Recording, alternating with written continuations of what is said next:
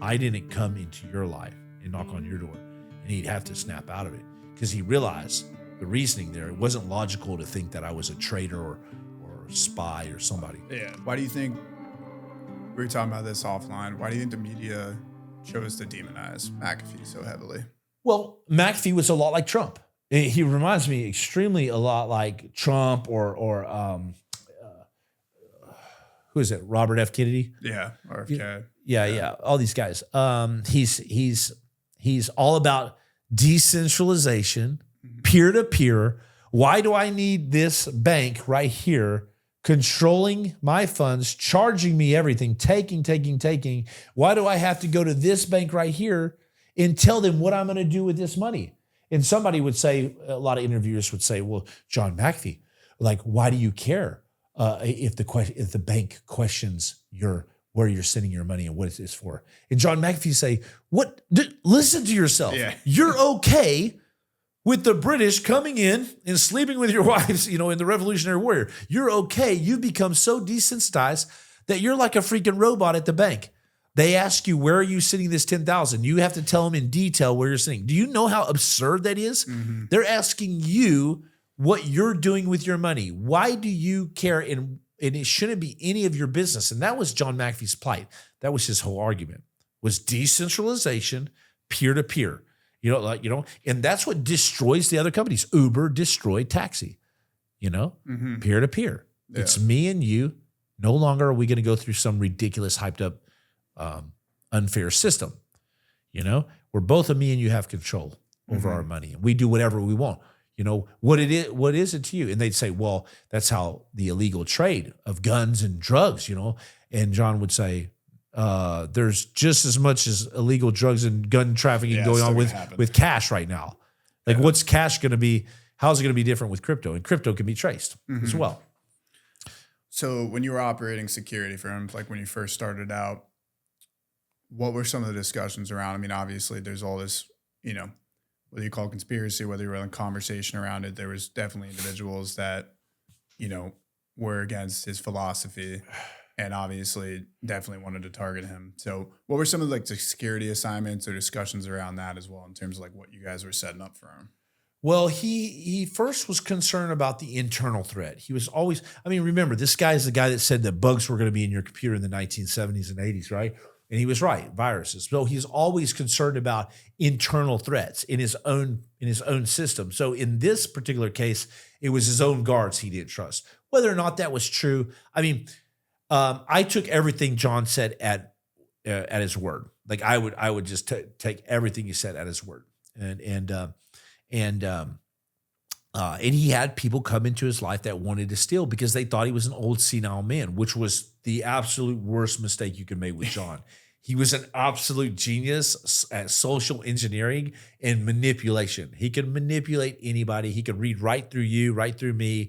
He called me out on all my bullshit, everything, and he had ways of determining if you were lying to him. He would just ask you a simple question.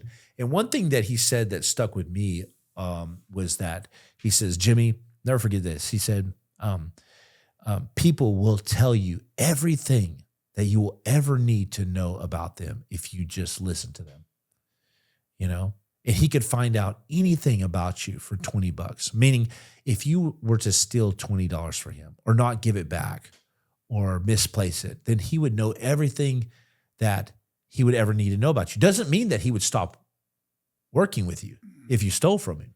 But now he knew exactly who you are. So now you thought you were stealing from him, but he was absolutely manipulating you in the ways that he wanted. So he was very cunning at that. It was kind of scary to see him do that. But he had some bad actors in his group. Not all. Some guys were there just to protect him and be there for him, and protect his life. But he required everything out of you. He required everything. And so part of that was internally, watching his back internally. Another part of that, he thought the cartel was after him.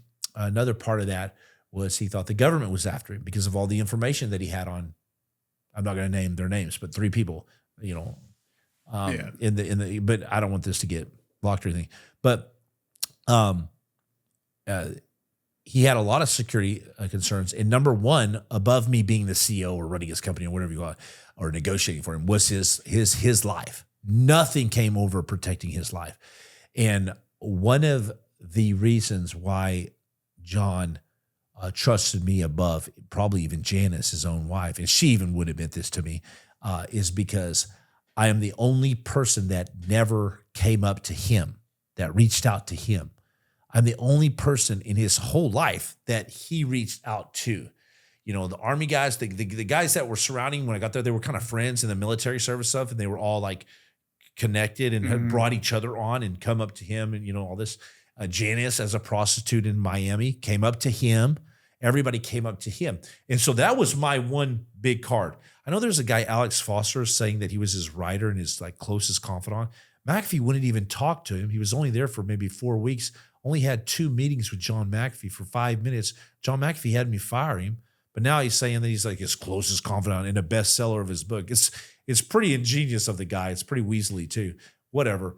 The point is, you know, I had to remind McAfee multiple times that, sir, you brought me in here. When he started accusing me, I said, you brought me here. I didn't come into your life and knock on your door. And he'd have to snap out of it because he realized the reasoning there. It wasn't logical to think that I was a traitor or a spy or somebody. Yeah, because you would have just left at any time. He called me. Mm-hmm. What do you think is the most important lesson that you learned from McAfee? The most important lesson that I ever learned from McAfee is you can't trust really anyone. And the people that you trust the most are the ones that will hurt you the most. Like one time he said, Jimmy, you know that precious little princess of yours that you're married to?